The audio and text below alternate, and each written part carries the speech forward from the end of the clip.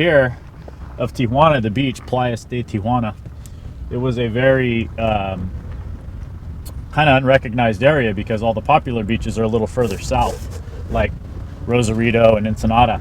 So this area stayed kind of poor, not very attractive. And then when the economy started getting good and Americans were coming down here more, they started coming to this area because it's really close to the border.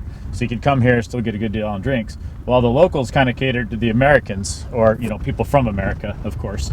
And that's not just white people, it's Mexican tourists and, you know, mostly Mexican tourists and American tourists. They would come here, and then they started getting the prices more expensive. Yes, but the higher the price of a product, the less of it people will buy. Right. The higher the price of a product, the smaller the demand will be for that product. Then after tourism slowed down, which was after the cartels and, you know, we kind of all got scared of coming down here, worried about getting shot and whatnot, the area started struggling. And there are forms of capitalism in which production and distribution are governed by cartels or monopolies, fixing prices and permitting no competition. So in order to survive, they've had to lower their prices. And what happens when the price is lower?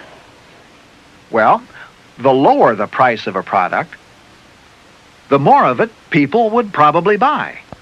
And that attracted the locals. So the area we were just in is now 100% almost all local Tijuana residents taking day trips and going to the beach, and it's affordable. Now Rosarito, a little further south, also used to be like that. It was very popular with tourists. It was a little bit more expensive, too expensive for the locals. The locals ended up leaving there because they couldn't afford it, and then tourism crashed for Mexico, and Rosarito had to lower their prices on drinks and food and entertainment. The lower the price, the larger the demand, and the smaller the supply. So then the local were able to go there for vacations and getaways and weekend trips. Now the tourism is picking back up, the prices are going back up, and the local tourists don't go there as much. It's a little bit too expensive, so they're all coming to this area, Tijuana. That's how a capitalistic system operates. So how has that helped Tijuana? Because you were saying how it looks like that place came to life. Yeah, it's a lot different. It's really neat. I mean, you've got a lot of these are all shacks and run down little places. And there was some expats, some Americans that would move down here because they could be on the beach and it was cheap. But still, the locals benefit because it sort of fits their economy. They don't make as much down here as the U.S. worker gets, or the U.S. wages. So it's really neat that they can come and visit their own places and have their own spots that they can go to that's on the beach and not just downtown Tijuana. So it seems like it's really increased the local tourism trade. Competition, profit motive, private property. And what do they all add up to? Free enterprise. Well, that's what capitalism is.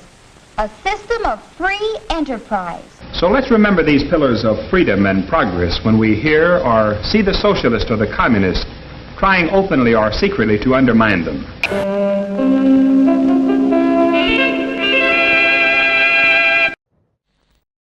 Did you know that only 6 corporations control 90% of what millions of Americans see, hear, and read every single day?